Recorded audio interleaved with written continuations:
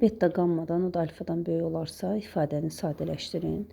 Hansı bucaq böyükdürsə onun qarşısındakı tərəf də böyükdür. Deməli beta bucağının qarşısında biz beta böyükdür, qamma böyükdür alfa yazsaq, betanın qarşısındakı tərəf elə B-dir, qammanın qarşısındakı tərəf C-dir və alfanın da qarşısındakı tərəf A-dır.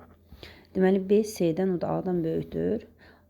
C A-dan böyük olduğu üçün modulda A çıxılsın C-ni biz açarkən ya qarşısına mənfi yazmalıyıq, çünki A C-dən kiçikdir, ya da C çıxılsın A şəklində modul aça bilərik. Çıxılsın B çıxılsın A olduğu kimi yazırıq. B çıxılsın A. Çünki B A-dan böyükdür. Deməli modulun içərisindəki ifadə müsbətdir.